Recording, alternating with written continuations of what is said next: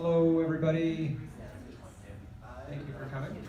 My name is Ben Sullivan, and I'm from Loyola Marymount University in Los Angeles, and it's my pleasure to be the moderator for the panel, which is kind of continuing a conversation that began yesterday. This is Advocating for Basic Income 2, and there were some very interesting topics explored yesterday. I'd like to introduce the speakers, and they will speak in this order as well. Ray Eskrit is from Carleton University and Make Poverty History in Manitoba. Jason Murphy from Elms College. Andrew Witham from the Baza Foundation, and Steve Shafarman from USBIG in Vienna. So, without further ado, let me start it off with Ray.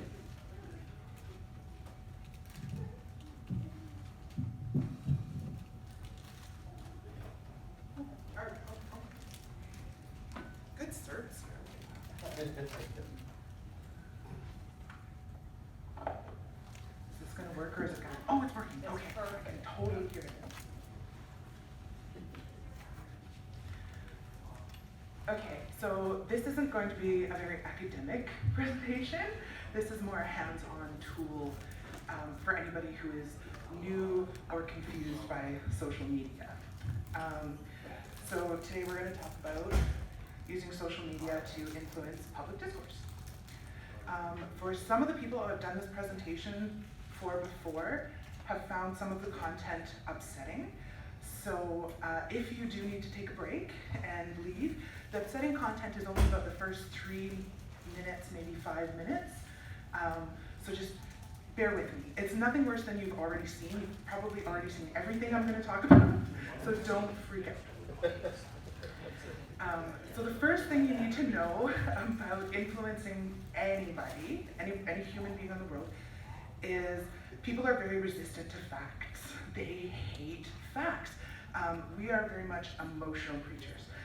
So you can't really throw facts at people and expect them to just go, oh, well, that's the truth, and move on. What you need is emotion. We evolved as emotional creatures, and what emotion does is you've probably felt things and then immediately responded to them. And then 20 minutes later gone, that was stupid. Why did I do that? It's because we're emotional. But the beautiful thing about emotion is that we can tap into it and make people do what we want them to do and think what we want them to think without needing to be overly factual. So I'm going to give you an example. What moves you more towards action? The alternatives to immigration, detention of children, committee report, the present report is based on the principle that children are first and foremost, and blah, blah, blah, blah, blah, and words and words and words, or that photograph, right? That needs no explanation. Everybody knows that photograph, and everybody had a visceral emotional reaction to it. And this photograph, once it hit the mainstream media, caused a huge outcry in public discourse. So according to market research, the human brain can process images up to 60,000 times faster than it can words. This photograph happened, it's non-political, and it makes the concept immediately recognizable, and you can connect to it rather quickly. When a photo like this is presented properly, it becomes its own zeitgeist, and you don't need to talk about it anymore. You just show somebody that, you're done. The issue is solved. Well, not solved, but if you look at photos like Earthrise, this was taken on the Apollo 8 mission, and this photograph is credited with sparking the environmental movement. This was the first image we had of everyone all together in one photo. That's every human, except for the 3 guys on the moon. But we look great. You might recognize that photo. Poor little Alan Kurdi became the face of the Syrian refugee crisis. And 2 weeks after this photo was published, the European Union took action. It was a huge deal. And in the article, The Lens as a Witness, Photography is Advocacy, the author states, photos serve to educate and inform through the documentation of situations otherwise unacknowledged and stir the conscience to those who are dangerously comfortable with their own realities. And you kind of saw this in the 30s with the Dust Bowl, and you've probably seen those iconic images. This is very similar. Or this one, or you might have seen the equivalent by the same photographer with the turtle with the straw up its nose, and now we don't have straws anymore. Like, they're just kind of gone, mostly. So not that this is particularly helpful to get rid of straws. There are way worse things going on than straws and Q-tips, but it really touched people, and it touched them really quickly. And that kind of, again, pushed the conversation forward. So photographs like these, everyone has a camera on them. I'm guaranteeing you, everyone in this room has probably a cell phone on them with a camera. So take pictures constantly, because you never know when something like this is going to push you forward. So social media can change the world. I know a lot of people say it hasn't, but I'll call them liars to their face. It's really hard to dismiss that once what was MySpace, and I spent my teenage years looking for just the right Tinkerbell glitter gift to get everybody to, stupid, right? But now it's really different. Donald Trump won an election because of Twitter. What? This has evolved in a massive way. So people are also using it to shine lights on subjects that nobody knows about. I'm connected to everybody in the world in a really big way. About 30% of people are on social media, and that number is growing daily. The ability of the internet and social media to bring issues is really unique. If you look at the common problem of domestic violence, President Clinton passed the Violence Against Women Act in '94, but last year or 2 years ago, the Ray Rice video kind of reminded us that we haven't really come that far. And if you look at the hashtags on Twitter and other social media, they really have taken off. Like the Me Too movement started as a hashtag. Well, it is a hashtag. And it allowed people with the same experiences to unify in a beautiful way and announce to the world that this problem is pervasive and not unique to a single woman or a single incident. So it's not just noise, it's having a real effect. The issues highlighted gain exposure through social media, and it's that kind of emotional exposure that leads people towards action, because now you're seeing huge political uprisings all over the world because of hashtags. But the internet is more than hashtags. What's a meme? Memes are my favorite. I'm a little biased towards memes. So they are, it's a coin, Richard Dawkins coined the phrase in 1976, describing it as an attempt to understand behaviors that make no sense from an evolutionary perspective, but are widespread in our culture. The internet of the 21st century has since hijacked it and done its damn best to live down to his expectation. So it's an element of culture or system of behavior that's passed from one individual to another by non-genetic means, usually imitation. Typically it's a humorous image, video, piece of text that's copied and remixed and then spread rapidly. So you might recognize some of these. I expect anyone under 40 to know instantly what those are and what they mean. I see confused faces. That's okay. This is the language of my generation. I've had entire conversations just with these pictures. My mother is slowly becoming fluent in them, and it's beautiful to watch her acquire a second language in her 60s. But they're not just visual jokes. When you remix a classical piece with new information, you can really punch people in the gut. Right? Like when you see this beautiful piece of Japanese art and what it looks like today, you realize there's a problem and that the ocean has changed quite a bit. And they can even be people and moments in time. So Greta has become a meme. And this wonderful young woman had a firehouse speech, and now everyone kind of knows it. It's part of the cultural lexicon. So what are you supposed to do? It's really confusing sometimes because social media is still so new. We have so little research on it because it's only been around 10-ish years and it's constantly evolving. So I'm gonna first start you off with the don'ts. Everyone wants to go viral. Don't do it. It's not worth it. It's a flash in the pan. What you want is a long, sustained campaign. Otherwise, you turn into this. Oops, no, sorry, you turn into that. Does everybody remember Coney 2012? Make him famous?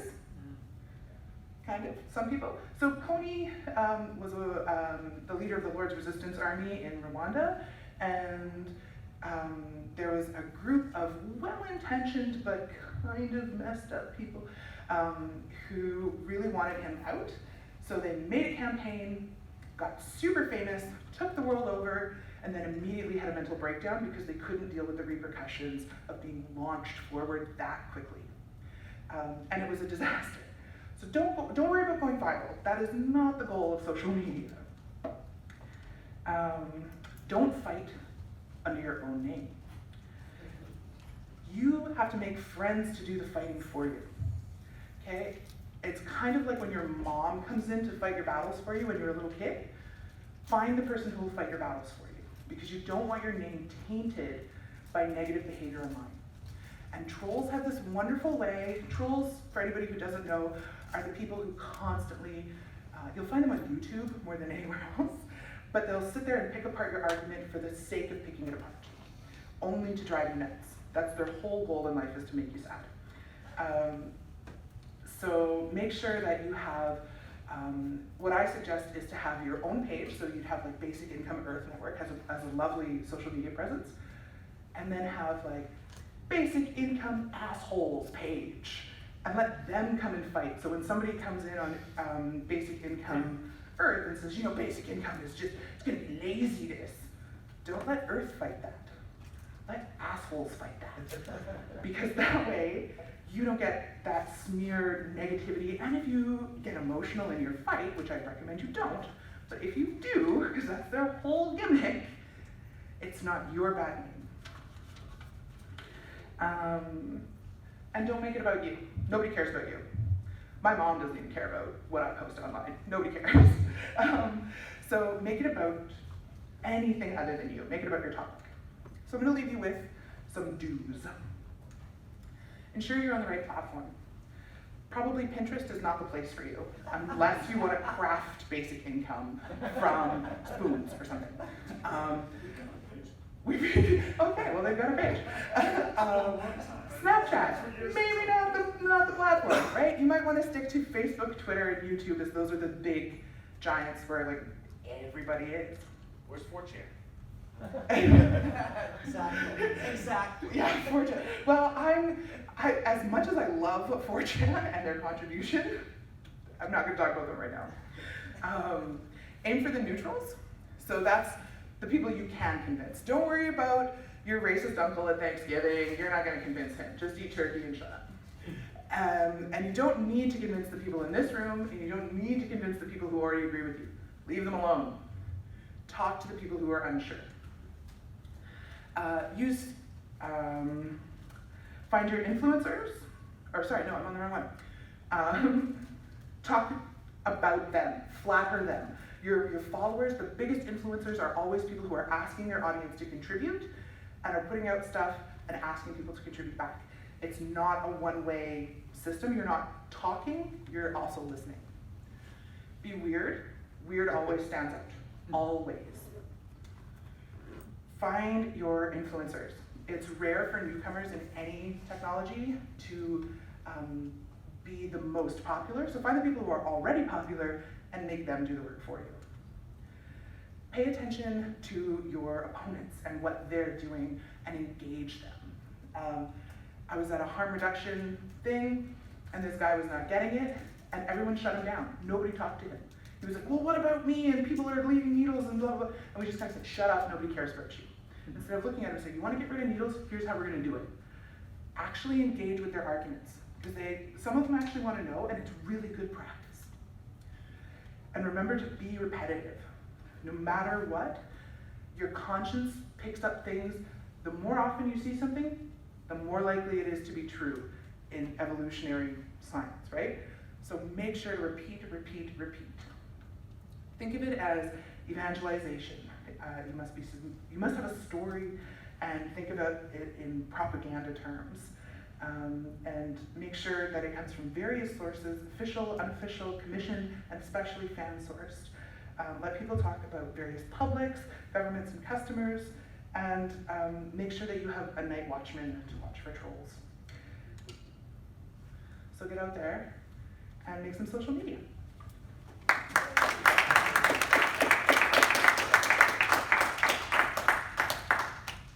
By the way, I will signal around 5 minutes left to go. Okay. Yeah. And you can shout 5 if I'm not. Okay, sounds good. Yeah.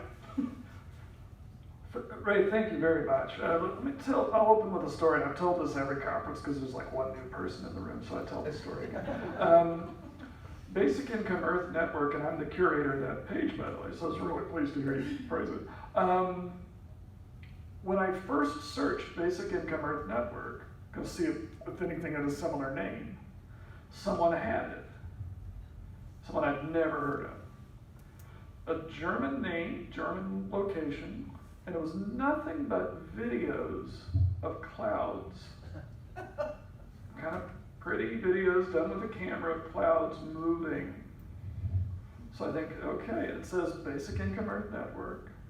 It's got our logo, right? And I'm like, yeah, this isn't what we're after, right? And I think, okay, how do you do this? So I just send a little note, hey, how's it going? I'm on the board of Basic Income Earth Network, and I think it's kind of, what you're doing here, it's kind of cool. I didn't come in like, how dare you. I may as well have. I got all caps response. If you have questions about my project, you know nothing about basic income. Like, oh man, I just wanted to get a Facebook. I literally was getting on to get a Facebook page before someone did who knew nothing about it. This is what we got. For some reason he dropped. I just checked every now and then. I'm like, okay, he's gone. So I grabbed it. And my goal was to hold it till somebody who knows how to do any of this stuff wants it, and no one's ever wanted it, and there I am. Here's what I've learned. I think I've looked at millions of social media interactions. US Basic Income's around 6,500 followers, but when things have been shared from there, I've seen them go much further than that number makes sense. If you want to follow it, go ahead, but someone who knows something about Facebook said it's more influential than it should be given that number. Basic Income Earth Network, 21,000. But let's be clear here. Andrew Yang Base Camp, which is, I don't even know who did it. They put it together. Anybody wants to join, joins. It's already 25,000. And Yang's own page is 125,000, right? So who's pushing the conversation? We're seeing who's doing that. And this tactic, right? He's announced himself for president, draws a lot of attention. On both my pages and Basecamp, you have got to be ready for, you mentioned be repetitive, extremely repetitive, brand new people coming in asking a question you think is settled. So I assure you right now, I could get on Basecamp, put it on screen, I thought about doing that, and I could show you, what about inflation? Should children get it? And a really frequent one is interesting. Landlords, corporations, drug companies, aren't they just going to get the money, right? And these are all really intelligent questions. In fact, the third one is really interesting. Yes, you need to be protected from people who want your money. I think basic income makes us more powerful in our attempt to control who wants to take our money. It's easier to change landlords if you have a basic income. But how many times a day am I going to tell someone that? Apparently quite a bit, because I do a lot of it. But the Basecamp is also bringing in, you talk about not preaching to the choir. Whoa, there are many, many people. Hey, there's one thing. Millions haven't even heard of it yet. It's hard to believe. And when I first came to USBIG, there was about 12 academics, and I was advised by my advisor in philosophy who cared about me. This was not a mean person. You really need to not bring this up. In other words, it was making me look like a ufologist or something, is how I was advised. So we moved from there to something that is acknowledged to be interesting, right? We just had an opponent present, right, who was Undersecretary of the Treasury, right? and he's read our stuff. And that was a challenging presentation, right? He was not on board, but I don't mind that. The way he did it, he was given all his reasons. We're going to think about it. We weren't getting that before. We were getting economists showing up and telling us things like, I don't know, if you ever heard of markets, we're hearing things like that, right? It's just much, much better world, but millions haven't even heard of it. Will people not work, right? Things like that. People are, and this is something you have to deal with as people come in, way too convinced that a change in policy, slogan, presentation, style, if we just did that, this thing will take off, okay? In other words, if we've got to include children or this will die, fall like a lead balloon, we better not include children or it's going to fail. People are just 100% convinced they know this, right? Without having done polling, et cetera. But to be clear, polling isn't going to settle that either. I want to give everyone permission to get out there and say, here's the kind of basic income I want, here are the reasons I want it, and to just be you, be honest, and really get that out there. Because there's not enough getting it out there, right? We need to increase the quantity of basic income discussion, and we want to push people to rethink, ask themselves the questions that basic income makes them ask. Schmidt, the Swiss basic income activist, sometimes I'm not sure he cares if basic income happens or not. That's not me being critical because he's pushed it further than anyone ever has in Switzerland and Europe. He really wants everyone to ask, how would my life be different if my income was concerned? So even if he doesn't win, he's making people pose that question. It's very spiritual bent to it, and I think it's really interesting. Basic income is a powerful idea that's been proven. It breaks up a lot of people's ideologies and worldviews. It can actually get past a lot of ideologies. So at base camp, we have people who are otherwise very right-wing. And basic income just cuts into that. Wait a minute, that's not very bureaucratic, if that's the reason you're right-wing, right? Wait a minute, the old steel, the kind of image of the forgotten, invisible American, wait a minute, basic income would actually get to them. And they're coming in and they're asking a lot of questions, and some of them are from those ideologies and perspectives. Yang's pretty good at talking to them, right? He says, yeah, this is why basic income works, because invisible people still get it, right? And he has a description of disintegration, I don't know if he's still using that term, he was a year ago when I interviewed him, that actually fits a lot of people's description of what's going on wrong around them. Without basic income, Yang would, right now he's gets good press beyond his 2% polling, right? There'd be zero for him, right? I mean, he's a talented guy, but this is what's made him an interesting figure. And he knows that, right? He leads with it. We have another challenge, though. We've got to talk to people who are weighing basic income next to their other commitments. I was on Democratic Socialists of America's youth committee in the 90s. Okay, I'm probably the least distinguished member of that committee. But very exciting organization to me, and I love what it's doing now. It's operating kind of as a party within the party. And if it was twice as big, I would love that, right? I know basic income right now is not part of their spiel. That could change, by the way. Rashida Tlaib, there's always a big news item right before a Congress. We should hold Congresses monthly because there's always a big news item. Rashida Tlaib's bill is $3,000 unconditional grant. It phases out if you have pretty high income, like $50,000.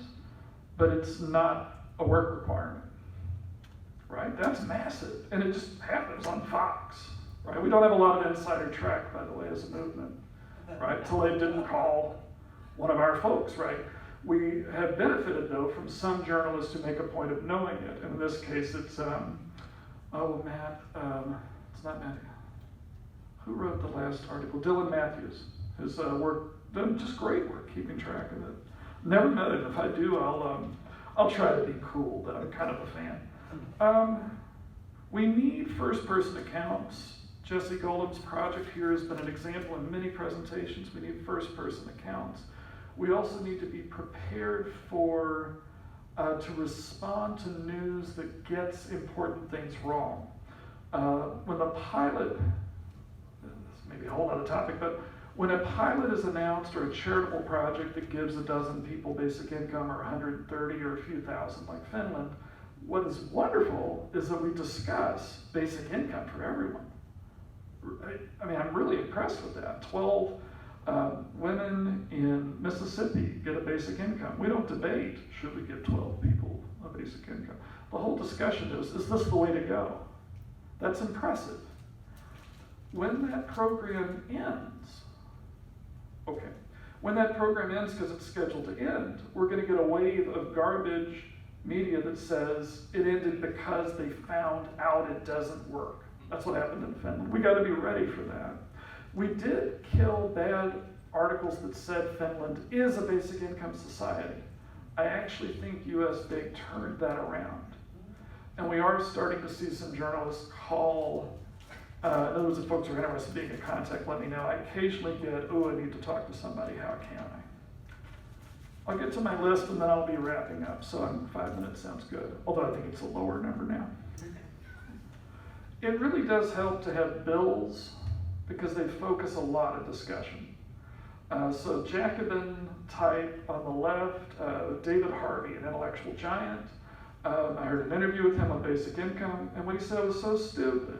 Now understand, this is David Harvey, an intellectual giant, smarter guy than me, I've learned a lot. But he just said, Silicon Valley entrepreneurs or, Silicon Valley is not promoting basic income. This would be a much fancier Congress in Silicon Valley, right? I mean, Silicon Valley does not want to pay taxes. They're not doing, come on, right? But it was an ad hominem statement, doesn't survive basic, right?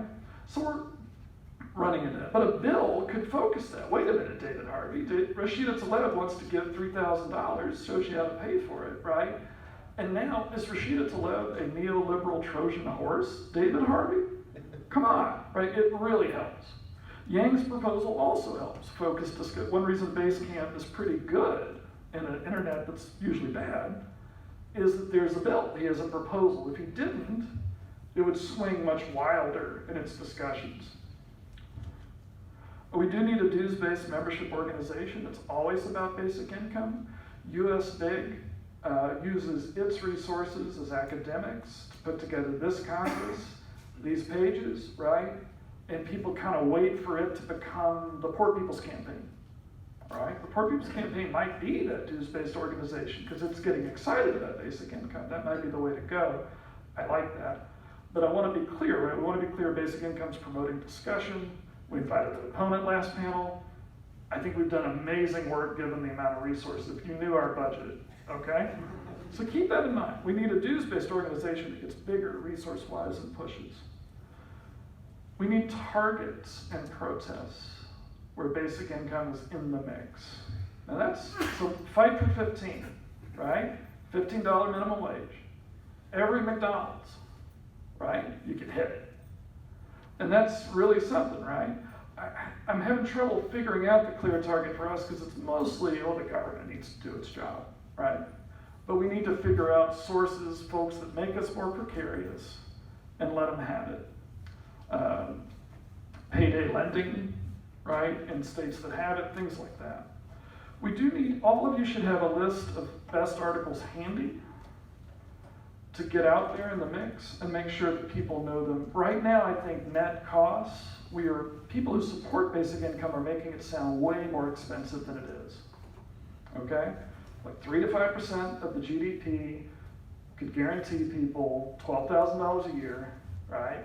And if 95% of the economy, we can have a nice debate about high debt, low debt, socialism, et cetera. Let's just do that after, right? Bertolt Brecht said, give me something to eat and then we can talk about morality. We need interviews. This is really missing in the movement. There's Canadian pages that do this. That we need interviews with people who support basic income, even if they are writers. They can only write so much. I'm in writer's block now, When someone interviews me, I give answers and they're put out, and that's a way to get my voice out there. But there are people for whom writing is a real onerous task. There are literally people that can't do it, right? Or when they do it, they hate it and won't show it to anyone. But if you ask them, they'll testify. Carl Wiedekus writes tons. The video where Eno Schmidt stuck a camera and said, "Why do you support basic income?" Short statement. Went everywhere. He also got a board member of Vancouver Rape Crisis to talk about why she supports basic income. Well, that was extremely powerful. And if we had waited for it to be written down and put into something that we linked to, it wouldn't have happened, right? So the interview is really underestimated. I share those and they go crazy.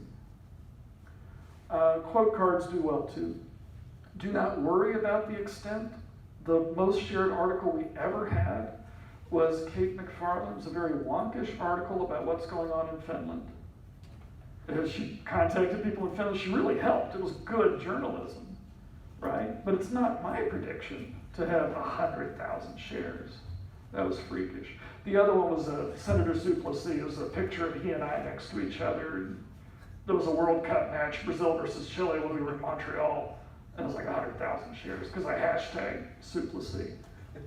But I wouldn't have predicted, right? You just get it out there, let what goes, goes. And it is okay if you're worried about the mimetic, oh man, am I ready to do that? Just be you.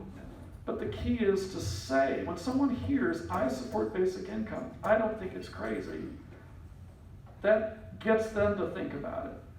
If they end up opposing it, you know what? They tend to support other stuff that I like too. One thing I love about basic income, when people say, I don't like it, what we really need to do is, that list is better than the status quo by miles, right? I mean, I've never seen an issue work that well, right? Oh, what we really need is public child care, right? If someone tells me, Elizabeth Warren's 40 policy points, that's what we should do. We should do that first, the basic income. Trust me, that is so much better than where we are now, right? And if basic income pushes people that way, which I really have seen it do with 1 million Facebook conversations, that's one reason I've made my home in this movement, and I urge you not to give up. Let's praise each other lots. It can be isolating out there, and let's hope next year is as big an increase as this year has been. It's been an explosion. Thank you all so much.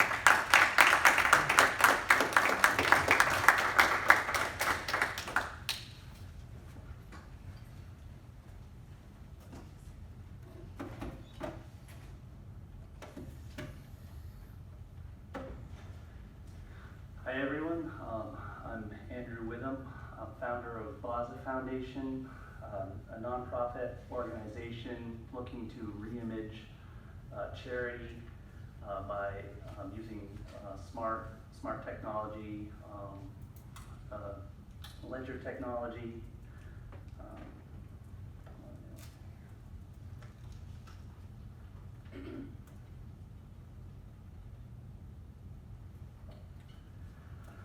I originally came here to,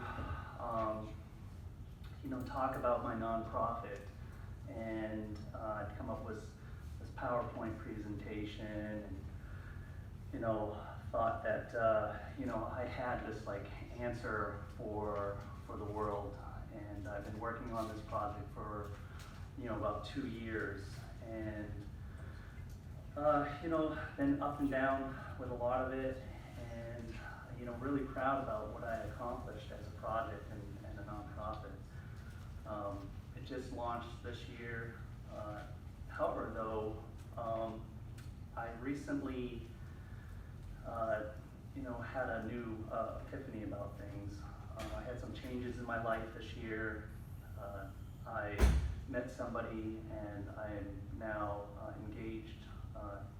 So I have a fiance now. And that changes a lot of things, a lot of perspectives, and going back to this change, I was working on Baza Foundation, the white paper for it, and we were at a coffee shop, and she was helping me edit a few things. It was like 12 pages, I'm getting ready to do a crowdfunding. This is about March time, and working through it, I realized that I'm close to something, but I'm not quite on topic about what I'm doing. I realize I'm doing something. I'm changing the narrative of a problem that I've come to realize, since coming to find out about basic income. Stephen, one of his books I picked up back in like 2009, and read it. Then I was, got interested in I knew about blockchain technology, so I was like, well, that's going to be the future of money, and I'm looking at what's the problems in society, and the lowest common denominator to all of our, like, what I feel to be, we create these fabricated problems, and what would be a solution for those things, and my own experiences, like what would be needed. So we need a passive income. And so I quickly searched, and I was like, oh, well, there's this whole thing about basic income. So I was like, well, what we need to do is we just need to combine these two technologies. And so since then, since 2010, I've been pursuing doing that very thing. However, now that's all changed through this process. So we're there in the coffee shop, and going over these various details, and I try to avoid the word income, and there's a very good reason for why I avoid the word income, and I chose to use foundation instead. Income, whenever I have a conversation with what I consider to be the average user, the common person, just as was pointed out, that the first thing that comes to mind is, when you say, we all should get a basic income, that the most typical response is, what you've all probably heard, well, who's going to do the work? Don't I have to do some work to get that in? So then I get into conversations about the differences between wage income versus profit income or economic rent income, and then I'm totally lost. I've totally lost my mind. And this goes back to making an emotional connection that I've been coming to realize in my own experiences with these conversations. So we're editing this white paper, and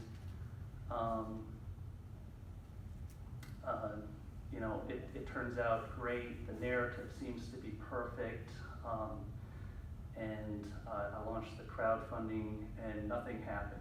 I took 3 months of marketing, nothing happens, but it's a milestone, and I'm still grateful for it. So anyhow, I make plans to go visit her and help her move down to the Virginia area from where I live, and I'm up there for about 6 months, getting her condo ready for renting out and packing and painting walls and stuff like that. And I get to have conversations with her various friends and family and coworkers. Same typical, topics and conversations that go along with all of these things. And I start to pick up some commonality and correlation between these conversations, and the ones that, so what I've come up with is kind of what, if you were in yesterday's session with Richard Gilbert, PhD professor of psychology, he had something on public policy and the process of attitude change, and this is what I had originally thought to change my story to, but he articulated it really well, and that is to increase hope and dissipate resistance and build social support. and at the end, this is where I come to. So I realized that in these conversations, even with those that I would consider to be very liberal, when I talked about my Baza Foundation or basic income, there was this global sense about, you know, the other. And I didn't get it, because I felt like, well, if you're liberal, you really understand about, you know, wanting to help somebody halfway across the world who's in a worse off situation, and I just, it wasn't clicking. For me, basic income, just like probably for all of you, it's very real. We understand what the benefit is and what it's going to do for us. So this is why I was like, you know, why ours is good and yours cannot be trusted. I was you know, having a barbecue in one of these conversations, and it always seems like the group that you're in right now is very real and can be trusted. But for some reason, anything outside of that group cannot be or has less trust. So that's one thing that I started to realize here. And the other thing is, you know, tangible world of the abstract and the hypothetical are not a thing. I watched this YouTube video, no, it was a TED Talk, and I forget the guy who was presenting on it, but he gave a talk on why we are smarter than our grandparents. And no offense to any age here, that as 100 years have passed, we are now more capable of understanding things that are hypothetical and abstract. Like, for instance, if I said, you know, caged bird that's red, you would be able to build that model in your mind about these things. But then you're like, okay, red caged bird, that's fine. So what if I told you it had a barbershop pinstripe around it? Well, that doesn't exist in the real world. That's completely abstract. So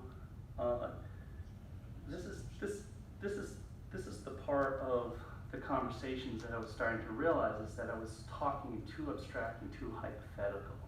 It wasn't local. It wasn't tangible. Something that could be. It's kind of like in the IT world. I have this thing about faxing. I hate faxing. I will not touch it. But for some reason, most everybody, the majority, want to put that piece of paper in their thing, press the buttons, and have it go somewhere and print out somewhere else. Like that is something less abstract and hypothetical. So in these conversations, I'm starting to realize a correlation between this as well, which brings me to the next point is why we need a local solution to implement a universal foundation. I think the narrative around income is not answering to most, in my experience, with the average user, trying to get them to grasp this concept of, you know, that we need essentially a foundation to go off of. 5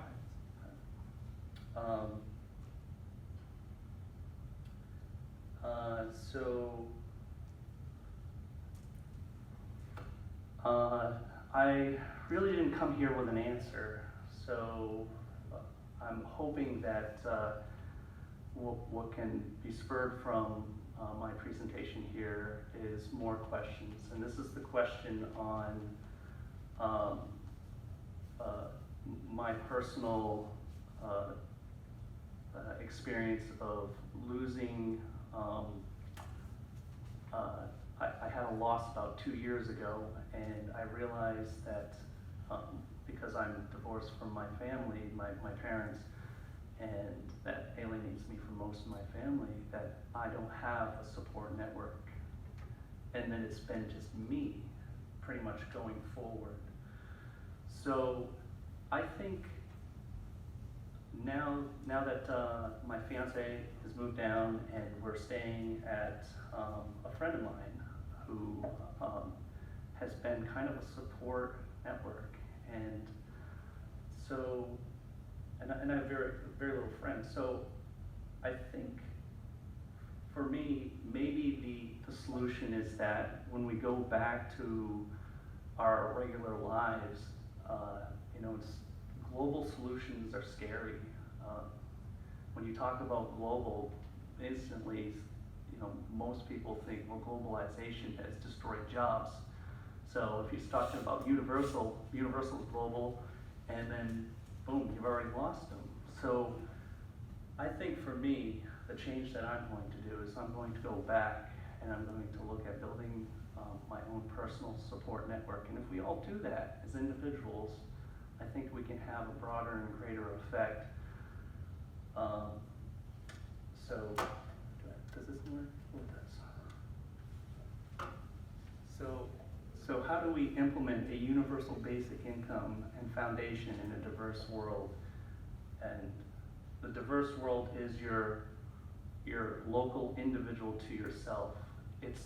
You are the others. Once you go somewhere else, you're an other to me.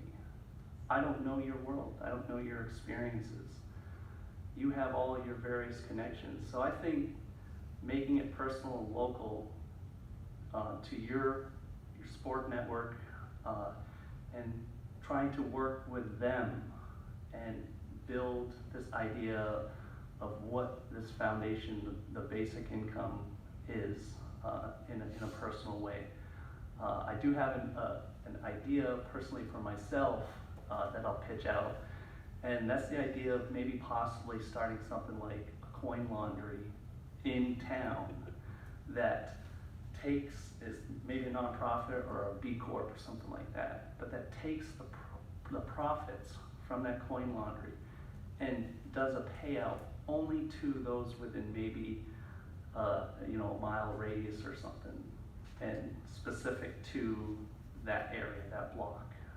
So that's kind of like an idea of like implementing the concept of it without really, and you don't even have to tell people that you're giving out a basic income. Just say, sign up here, and we're going to take the profits of this and hand it out to individuals. So that's kind of an idea of where I'm going from this story and my own personal experience that I wanted to share.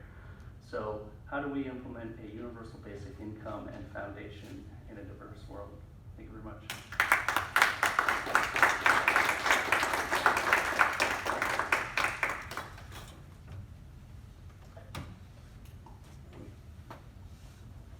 I'm Stephen Shafarman, and I've been at this for quite a while.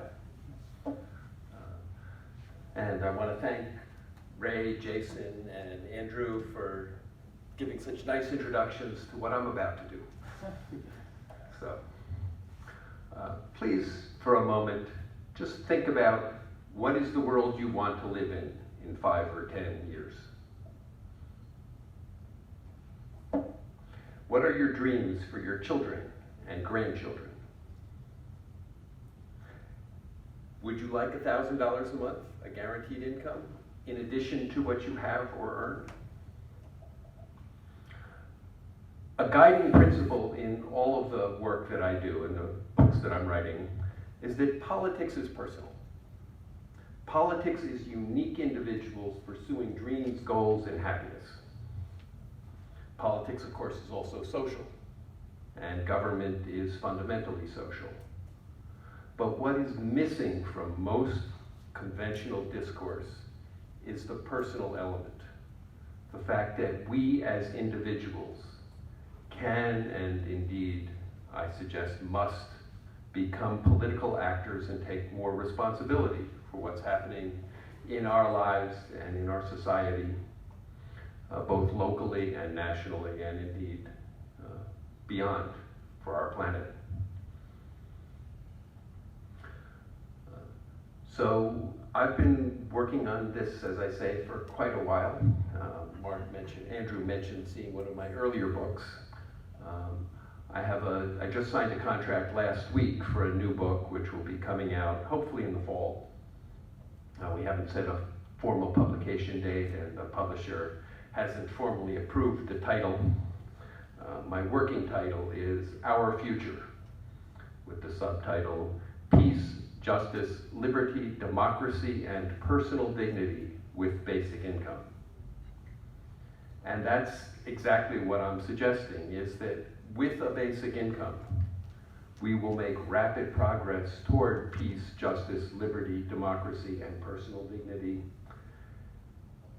And conversely, without some type of basic income, we will continue to flounder and fail while countless millions of people and countless millions of species go extinct. So I write and speak with a real sense of urgency. A lot of the problem is that in conventional discourse, we tend to talk in very vague, abstract terms. Peace, justice, liberty, the economy. That's the one I particularly dislike. The market, the economy. And I've lately been using the term economancers to refer to people who speak of the economy as if it's an abstract thing that can be studied, from which we can make predictions and divine facts about the future. No, it's not the economy. It's our economy. It's the decisions that we make as individuals every day. Similarly with the market. In conventional political discourse, from liberals and conservatives, there's all this talk about, well, the market must decide, or on the liberal side, well, government knows what's best. Governments and markets are composed of individuals and exist to serve individuals. In current political and economic discourse, individuals are mostly viewed as consumers, and that's one of the pathologies of the last few decades. We are defined and mostly define ourselves in terms of getting and spending. And what I want to emphasize is the core values of democracy, the principles on which this country was founded. Life, liberty, and the pursuit of happiness as unalienable rights for every individual. And to secure these rights, governments are instituted, deriving their powers from our consent.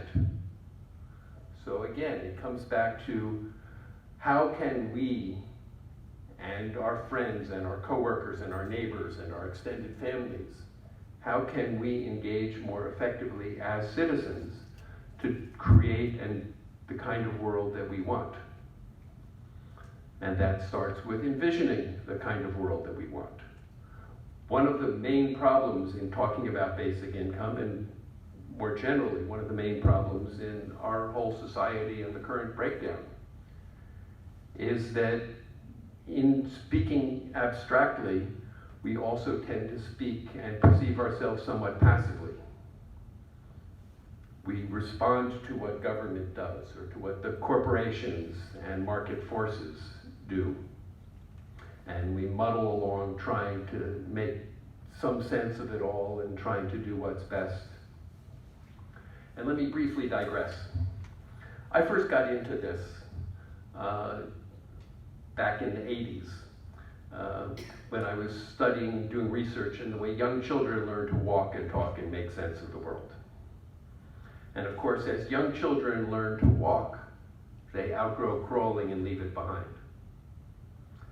And I then began to play with that old cliche analogy of the body politic. And what if society, in some sense, is like an individual? Can we collectively outgrow pollution, racism, crime, war, and other problem conditions? And while playing with these ideas, I was in a doctoral program in system science and human development, and was talking to my faculty advisors and said, well, you know, young children learn when their basic needs are being met by their parents. And perhaps if we had some way to ensure that every adult could meet our basic needs, then adults could be more effective as citizens, could be more responsible in terms of our learning and the conditions of our society. and then maybe we can collectively outgrow all these pathologies. And one of my faculty advisors had been a speechwriter in the Carter administration and was on the board of several nonprofits doing public policy work. And he and others basically said, okay, that's very nice, but you're in a doctoral program, get your ass to the library. And pointed me toward the literature on guaranteed income and the long history of related ideas, going back to Thomas Jefferson and to John Adams and Thomas Paine and the progressive and populist movements and the movements that helped pass Social Security in 1935 and the long history in the 60s with support from across the political spectrum and Martin Luther King and others.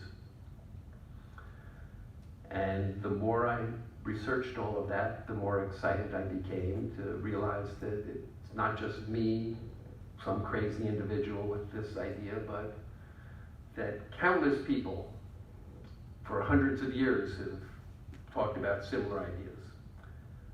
And drawing inspiration from the progressive and populist movements and from the 1930s and the 1960s, I began thinking about what will it take to build a mass movement for a basic income.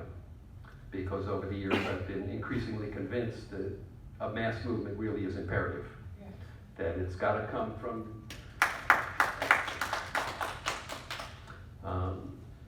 ideally, it should come from an inside and outside strategy, a mass movement of people using all the social media and the tools we have today, demanding a basic income of some form. And as a strategic point, I deliberately avoid questions of the details. I say, first, let's get a consensus on the core issues and values. Life, liberty, and the pursuit of happiness in a market society, people must have at least some means to provide for food, clothes, and shelter. Some kind of basic income. And presenting it that way, I find that we can appeal readily to people from all political persuasions. And I talk with libertarians and extreme leftists and people in the center. One of the things I'm excited about with this new book is that the editor that the publisher selected for me was head of the Office of Media Relations in the H.W. Bush White House. And so she is a real DC insider, media person, African-American woman, and a moderate Republican, also the devout Christian. And she's very excited about the book, and my goal is, again, to present basic income in a way that can attract people from all persuasions and all sectors of society. And I think the way we do this is to use social media and all the tools on Facebook and to make it personal. Because if we make it personal, that deflects a lot of the questions of, well, those other people are going to waste or squander the money. So yes, some will. So what?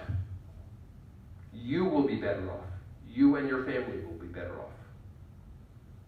And if you think about it, it's not just poor and working folks who will be better off. The CEOs of the big corporations and the billionaires will be better off, even if they're paying higher taxes, because they will have a more just, sustainable, and peaceful world. A world that is more hospitable for their children and their grandchildren. Everyone you know, everyone I know, will benefit concretely from beginning to make these changes. And all of us are suffering concretely from the fact that we have not yet made these changes. So I'm suggesting that basic income truly is an imperative and a moral imperative. And even beyond that, that failing to do what we can to pursue a basic income, in a sense, is unjust and immoral, is a violation of our core humanity as social, ecological beings. and I'd love to talk to you more and answer some questions.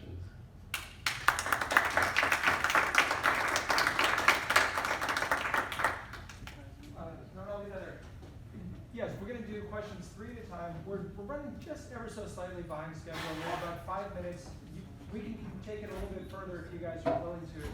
And I saw 3 hands right away. Was one of yours?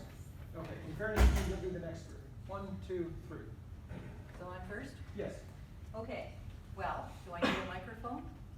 Can you hear me? Oh, we can hear you. Okay, this isn't a question, but it refers to what Andrew was saying about tangibility, and getting the word out in a variety of ways, and things that are concrete. So how many people here are familiar with the game Trivial Pursuit? Most people know that game? Where I live in Kingston, there's a brew pub. They make their own beer, they quite good beer. And on the table, on each table, because they don't trust people to be able to converse anymore, because the phone's welded to their fingertips, there's a little box of Trivial Pursuit questions. So you can fish one out, and they're conversation starters. Anyway, in our little group in Kingston, we've been devising basic income Trivial Pursuit cards. So they take various forms.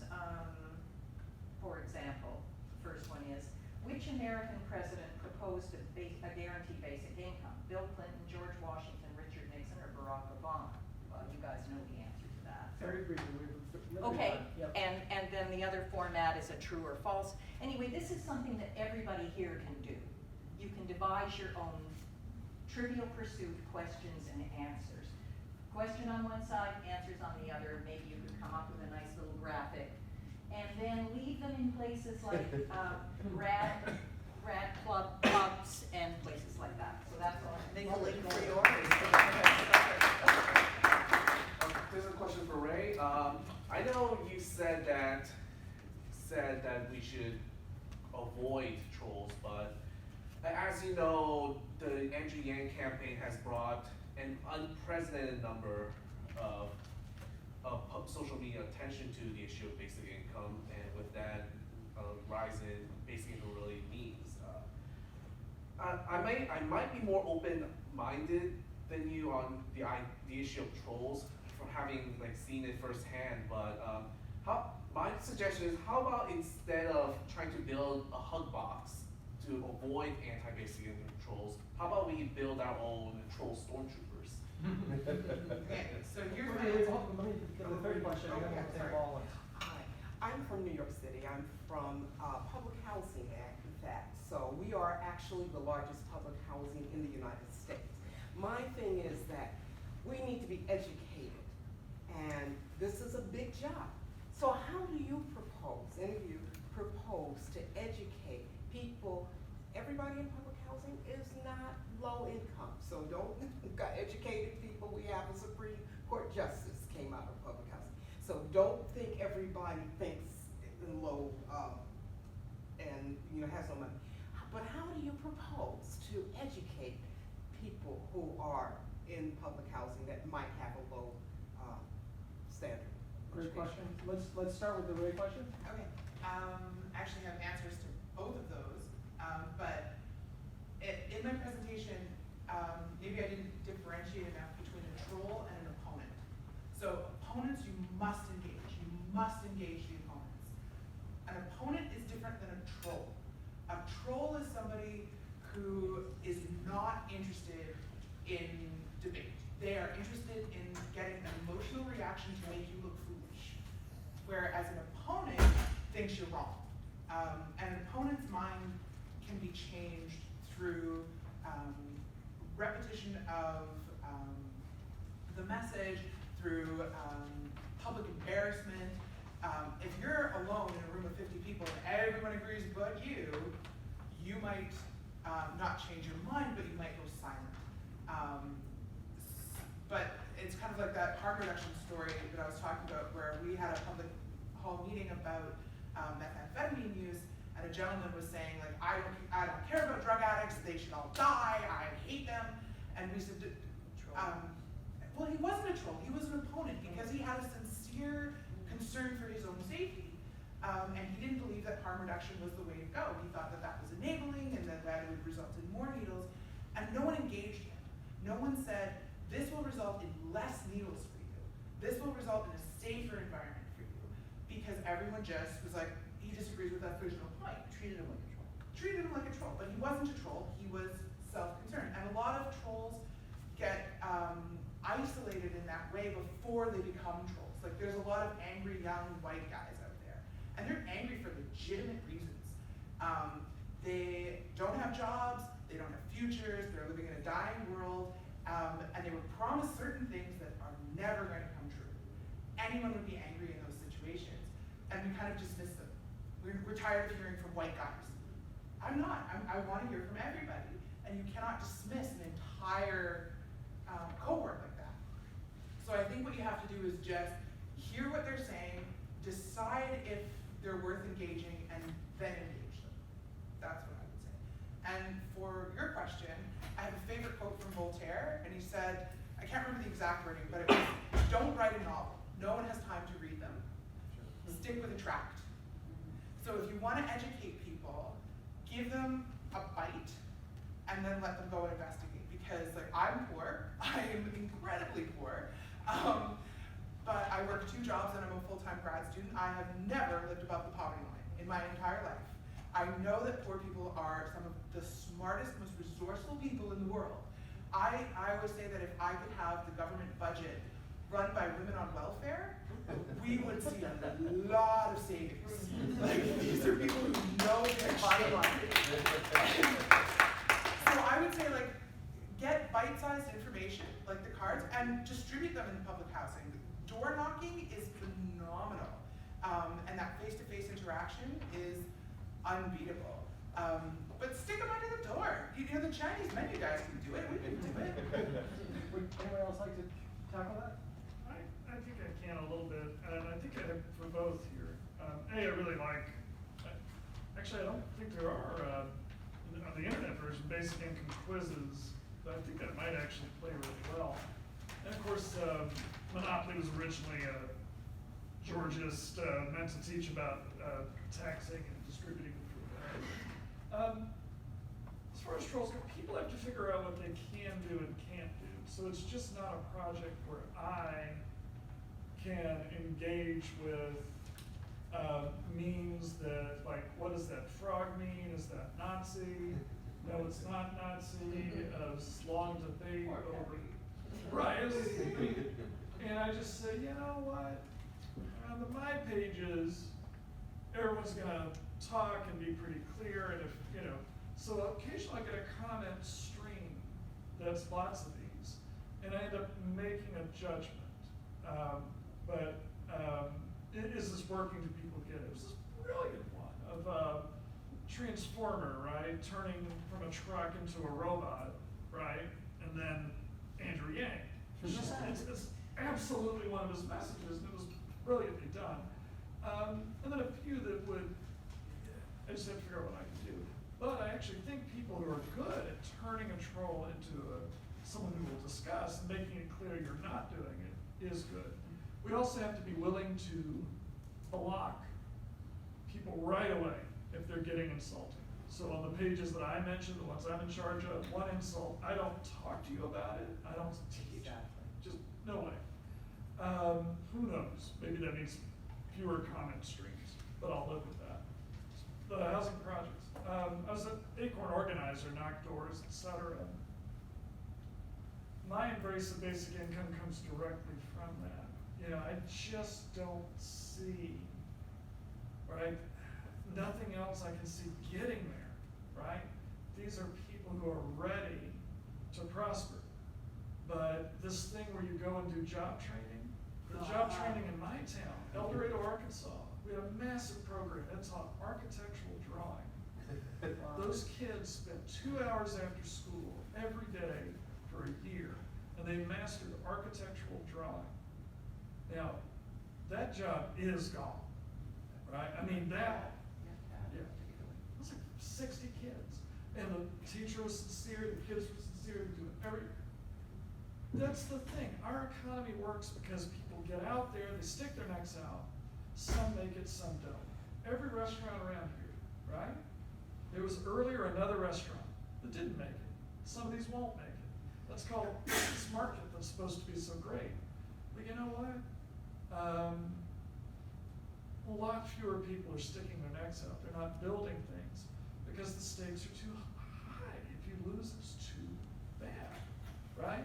So, in other words, the one thing that I think sees the housing projects, I mentioned this town, Ware, Massachusetts, and another thing, and I asked, has anyone heard of it? No, right? Well, nothing's getting there but basic income, right? It's just the town next to my town. Nothing's getting there besides basic income. So that's part of the message.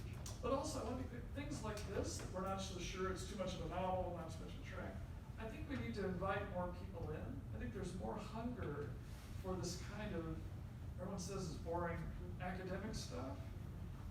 Actually, we need to do a better job of saying, we want you here. Yes. And that basic question you have that you think is too embarrassing, trust me, it's good. Right? We just gotta work harder to make sure people know we're welcoming. Not everything at a school is, right? We are, right? So that's the next step, is just invitations, right? And This is making why- sure they get out. Yeah, this is why I use the term attracting allies.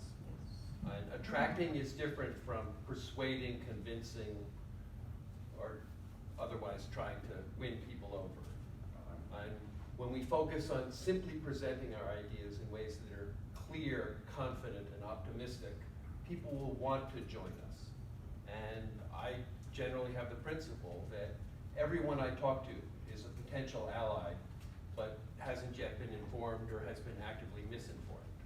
So it's a game that I've been playing for the last couple of years. Whenever I travel, or in Washington, D.C., if I use Lyft or Uber, I engage the driver in talking about basic income. And so far, everyone I've talked to by the end of the ride has said, you know, that's really interesting. I want to learn more about it. And that includes, when I was visiting my father in Palm Desert, someone who, right at the beginning of our conversation, told me that he'd recently retired from Northern California and that he was an extreme Christian conservative who homeschooled his kids.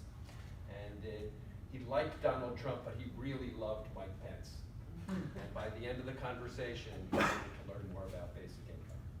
There was also a really good campaign in Africa, I think it was South Africa, when women were up to get rights to hold land for the first time, and they had zero money to advertise or advocate for this law. And what they did was they hired actors from local communities to sit on the buses and have loud debates about whether or not this was a good idea. And they would have a couple of men or a couple of women sit there and go, oh, I don't think my daughter should be able to inherit anything. And somebody would say, no, you're wrong, and this is why. And then once they had firmly cemented their position as the superior one, they would turn to the person next to them and go, what do you think? Right? I'm right, aren't I right? And they would get the whole bus going in these huge debates. And New York has got a fabulous transit system, and you're very close in to the This is a caution. In here, this is called astroturfing. Trying to stay clear of those kind of techniques. Backfires. Yeah, I have a kind of like a comment to what you were asking. It's Diana, right? Yeah. I think Pamela, perfect situation of what I was trying to get with my story is making it personal, individual, local, and something that you can relate on and build that individual social network. I can't speak for your situation, but I don't know if you say that the housing situation is large as it is. Over 400,000. 400,000 people.